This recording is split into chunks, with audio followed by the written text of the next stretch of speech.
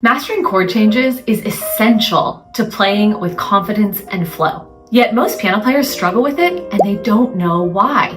If your chord changes sound choppy and disconnected, there is one game-changing concept that can instantly fix it. By the end of this video, you're going to know exactly how to make your chord changes sound smooth and expressive. Hi, I'm Ashley. Welcome to Ashley Young Music Studio, where you are going to learn how to practice smarter, not harder. Let's dive in. Fixing chord changes comes down to this one game-changing concept. Are you ready for it? Movement. And there are two ways that the concept of movement gets in the way of having confident and fluid chord changes. First, there's too much movement between small chord changes. And second, there's not enough movement between large chord changes. So the first mistake is too much movement on small chord changes. And this is usually a result of improper fingering. And this is where a lot of piano players go wrong. They try to just muscle through and push through the awkward chord changes without ever really addressing what fingers you're using and do those fingers make sense. Let's take, for example, the Chopin Prelude in E minor, where the left hand is full of chord changes. The entire piece is made up of chords. We're going to look at measures 5 and 6, where things really start to get interesting with the left hand. Now, if I'm playing this and I'm just trying to read the chords and I'm kind of making up this fingering as I go, not only is it choppy, I'm also not committing anything into my memory. I'm just making up information, and sure, I'm kind of getting it on the spot when I'm playing it, but there's no way that I'm going to remember what I just did there if I try to play it again. So the fix here is proper fingering. There are many ways that you can go about getting to the proper fingering, and I'm going to give you 4 quick suggestions that you can pull from and draw from so that you have a better chance of committing to the correct fingering in your pieces with chord changes. So the first thing that I want you to do is look before and after the chords. So whenever we're talking about fingering, we always have to take into context what comes before and what comes after. This is hard to do when you are in the early stages of learning a piece, because generally you're playing a lot slower and you're not as familiar with what comes before and after. But fingering always has to exist in the context of what comes before and after. So you want to make sure you take into account what's coming before and what's coming after. One of the tools that I really love to help with proper fingering for chords and also like scales and arpeggios and things like that is the Alfred Scales, Chords, and Arpeggio book. In this book, you're going to find the proper fingering for the most common chord changes that you will encounter. And it's not going to necessarily ensure that every time you encounter a chord in any piece, you'll know the exact fingering that you need to use. But what it does do is it helps you to start to kind of like develop your own toolbox that you can put these different fingering and chord tools into. And so when you encounter chords in pieces of music, you'll have a lot more tools and base knowledge to draw upon so that you have a much better chance of choosing the right fingering. I also have 2 videos that might be particularly helpful with this. One video is a recent video that I did that's all about how to pick the right fingering in your pieces, so I will link that in the description.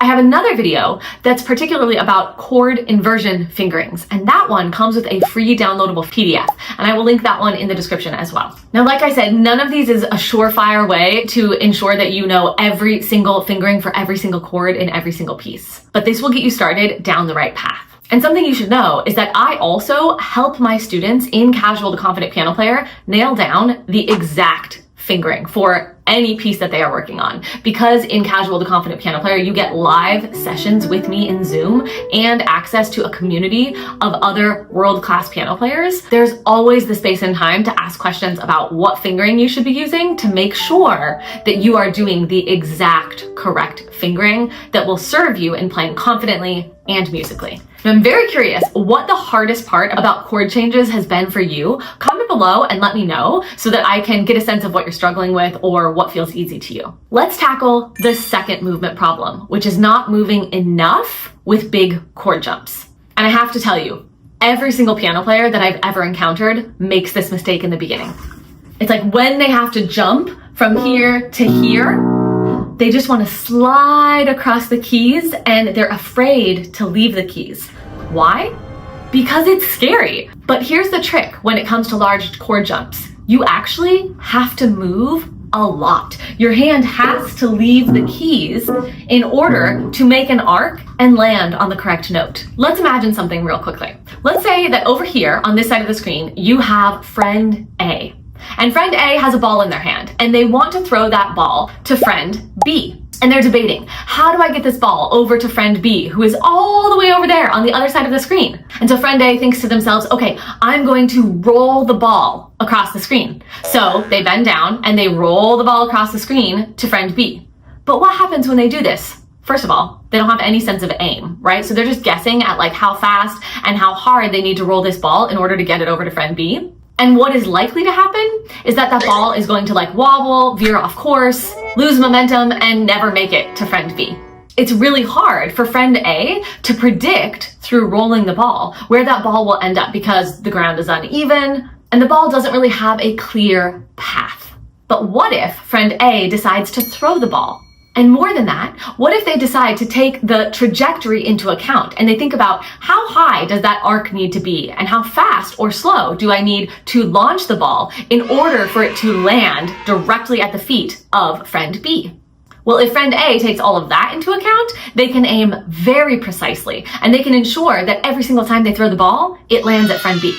If I take that first chord to the octave and I slide across the keys, first of all, I'm thinking note by note by note, and so it's really slow for my brain to think about where I'm going and what I'm trying to do. But the second thing is that this is wobbly and uneven, and I don't really have a sense of where I'm going. I have to be in control. I'm gliding over every single note, and I'm thinking, okay, stop. And so this really takes me micromanaging my left hand with an intense amount of brain power that I simply won't have if I'm trying to play the piece with any sort of fluidity. But if I can think of this arc, an arc through the air and leave the keys, I can control that trajectory and land at the proper place every single time. Now I'm going to show you how to practice this so that you can make sure that you do it every single time without fail. But if you're liking this video, give it a thumbs up, subscribe to the channel, hit the bell so that you never miss out on one of these helpful videos. I want to make sure that you are always practicing smarter, not harder. And then grab the link, share it with a friend, share it with a community of adult piano players so that they too can learn how to practice smarter, not harder. Okay, so here's a pro tip for when you are trying to master a large chord jump where you need to leave the keys. You're going to measure the distance between the first chord and the second chord. So I'm going to look at my thumb of this first chord and my thumb of the next chord. I'm going about this far. I'm going to cut that distance in half, and that is actually the height of how high my hand needs to go in order to be consistent with this arc and hit that chord change every single time. Now, once I have that distance measured, what I can do is implement flash practice. And flash practice is when I repeat this jump as many times as possible, making the first chord as light and fast as possible, and landing in a very heavy and accented way on the second chord, really reinforcing the height of this arc, the trajectory of this jump, so that it gets into my muscle memory and I know how to do it with accuracy every single time I play it. If you think back to that image that I gave you of friend A and friend B, what we're doing with flash practice is we are reinforcing that arc and the trajectory of the throw. And so you're doing this in a very hyper speed kind of way so that by the time you slow things down and try to play it in tempo, it feels very easy for your hands and very easy for your brain. Now, if you're really serious about mastering those larger chord jumps, I have another video where I dive even deeper into exactly how to implement these practice methods, and I will link that in the description below and right here at the end of this video. But I also wanted to let you know that if you want to dive deeper into your practice routine and the way that you are practicing, to design a weekly practice method that accelerates your results, and to learn all about the revolutionary practice methods that can ensure that every time you practice, you are making measurable progress, then you need to join me in my free 4-day piano event called Piano Practice Lab. It's coming up in January, and I'm going to help you design that routine and teach you all about the practice methods that will get you results. Seats fill up really quickly, so make sure that you snag the link right here on the end screen and reserve your free seat and replays. I can't wait to see you there. Happy practicing.